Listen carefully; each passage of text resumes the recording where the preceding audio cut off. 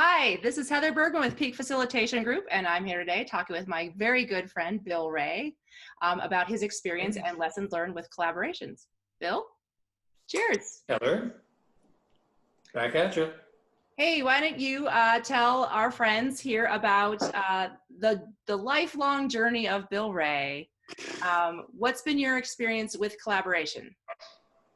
Well, let me answer that in two parts.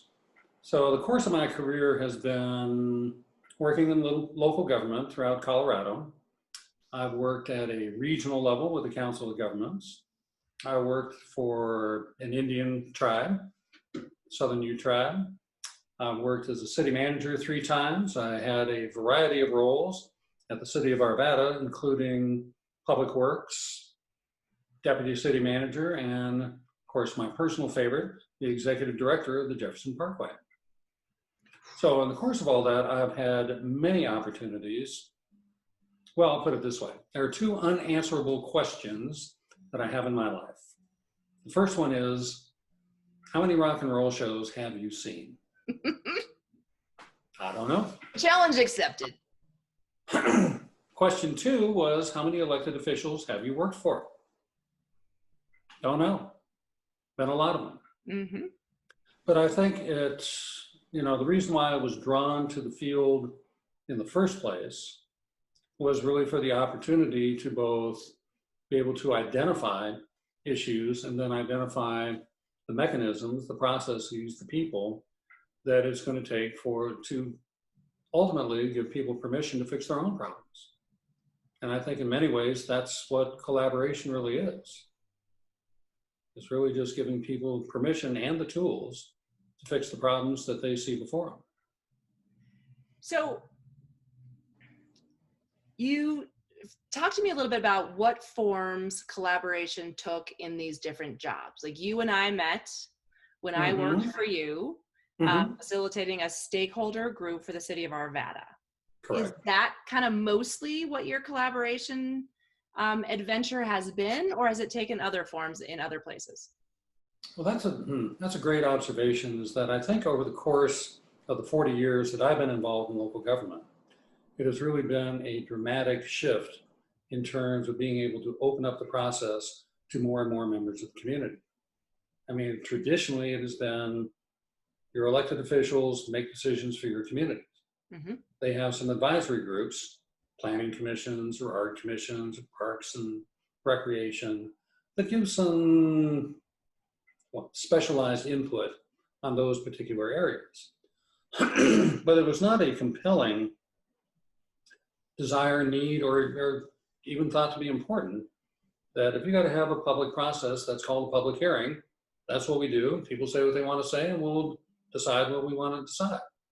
So there's been an absolute clear trend line that has gone on and continues to go on about what does participation, what does having my voice heard, what does representing my viewpoint and my perspective, how does that fit into the process?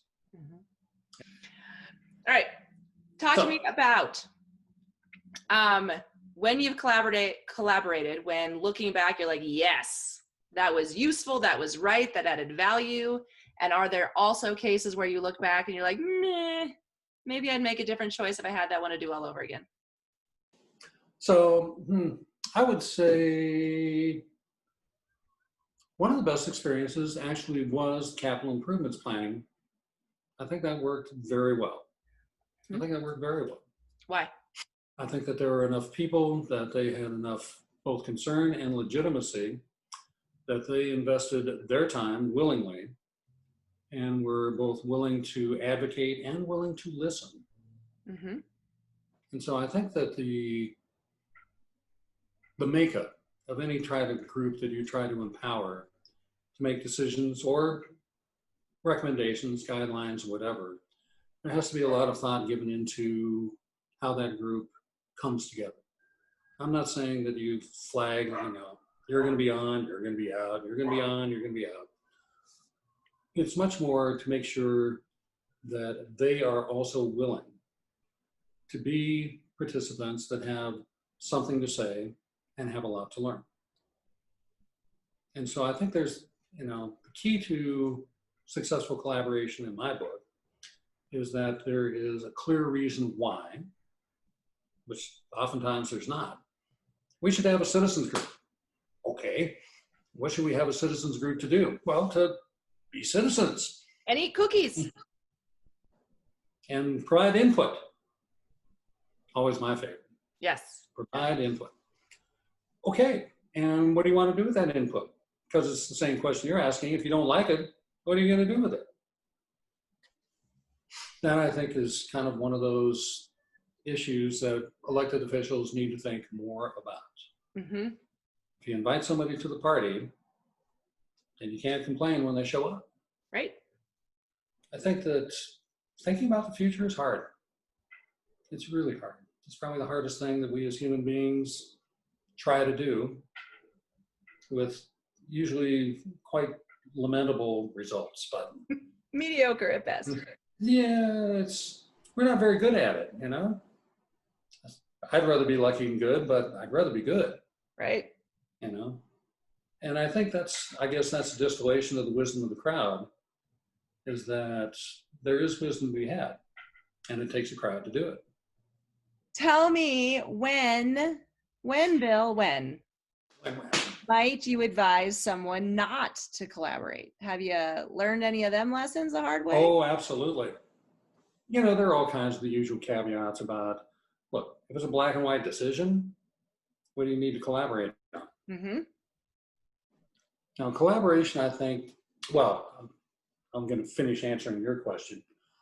I think that collaboration is not, well, when you're not willing to hear the answer.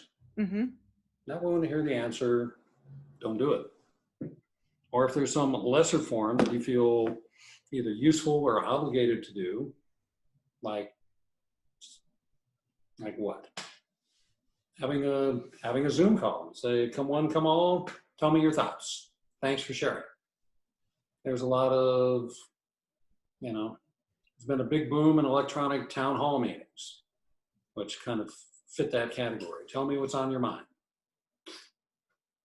And sometimes issues show up and it says, I hadn't thought about that. So it's useful for being an idea generator. But to me, the ultimate point of collaboration is really both to tap into the resources and to hopefully have identified the stakeholder groups that are going to be able to influence this conversation and this decision, or that you need their buy-in if you're ever going to be successful at doing it. Lord knows there's enough of those opportunities abounding. What have you learned over the years, Bill Ray? Been a hell of a journey. What do you wish that young Bill Ray, early career Bill Ray, knew that advanced career Bill Ray, retired Bill Ray has figured out? Yeah, I'd say two things. I wish that Hans Bleicher and Stephen Covey had been around when I started. Mm-hmm. I really do. Start with the end in mind is just some of the most profound advice I'll ever have. Still works for me to this day. Nice. You should listen well before you speak at all. Things like that.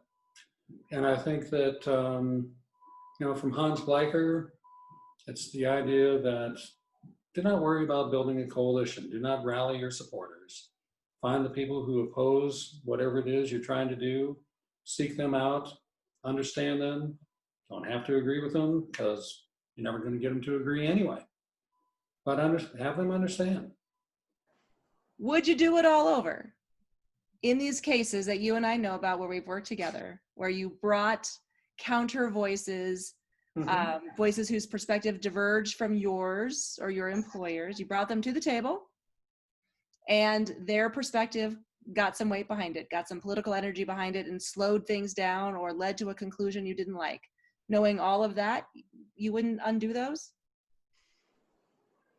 No, I don't think I would. Why? I may have found another person to be that voice, but I think that perspective needed to be there because it has legitimacy. Where does leadership and deciding and setting a direction, charting a course, where does it bump up against working with the community? Is it always just pick a thing, but if the community doesn't like it, do a different thing? How do you know when to defer to the community and when to stick to your guns?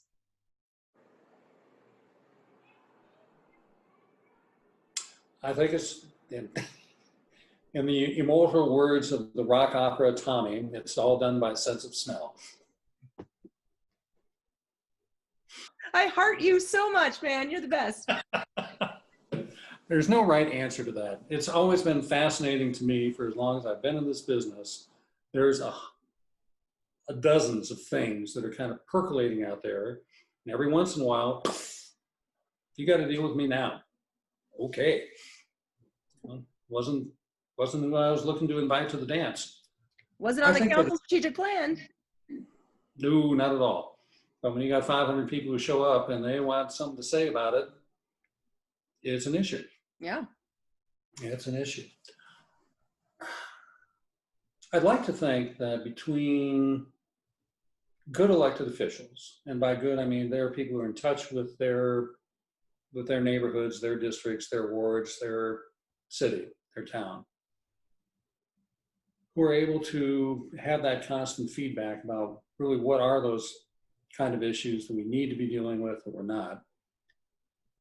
The work of the staff, I think one of the best pieces of advice I ever got in city management was saying, look, you're going to go you're going to have a team of department heads. A lot of them have been here in the community a long time. So use those networks, but make them, even if you got to give them the time to do it, as city time, no problem. They should go join a service club. They should go join a PTA. They should go do something that does two things. It puts them in the community in a position of service. And number two, it builds them a network of people that are going to come to them sooner or later. Say, you work for the city, don't you? I want to know, or how come, or why not? And that's the kind of informal outreach and communications and networking and capturing. Because you're going to sit down with your department heads once a week and you're going to say, what's going on? And they'll tell you. They said, I was at the Kiwanis Club and I had somebody come up and ask me, how come, blah, blah, blah. And I didn't know what to tell them. So I'm asking you, Bill, how come? I said, hell, I don't know. We should find out. So let's go do that. So I think that's, if there was a formula, I'd write the book and you'd buy a copy of it. I think I'm trying to remember the name of the book. It's talked about complex issues that are so complex we don't even know how to ask the question, let alone try to divine the answer to it. Complex questions. I think that's the title of it. And are complex questions good ones for collaboration? Collaboration may be the only way to resolve them. Issues that are so multifaceted, that show up in such dark and mysterious ways that I don't even know I don't even know what I'm asking. And Ted, 10 words or fewer. What's your advice to future young Bill Rays of America working in municipal government regarding collaboration? Bill's big takeaways. So 2 authors and an idea. Okay. Informed Consent, Stephen Covey, Jim Collins. Fantastic. I got 4 words to spare. You got 4 words to spare. Come on, man. It's almost disappointing. Okay, I know how to use those up. More rock and roll. Music is the answer. I don't know. It is the answer. Music is the answer. Out of everything, the fact that live music will literally be the last thing to come back is discouraging. Discouraging. It'll come and it'll heal us when it comes back. I would like to say thanks to you, my very, very, very good friend, dear friend. I miss working with you. I miss working with you. I miss we'll do this in real time in a real space somewhere, sometime soon. There's a couple of margaritas with our names on them somewhere.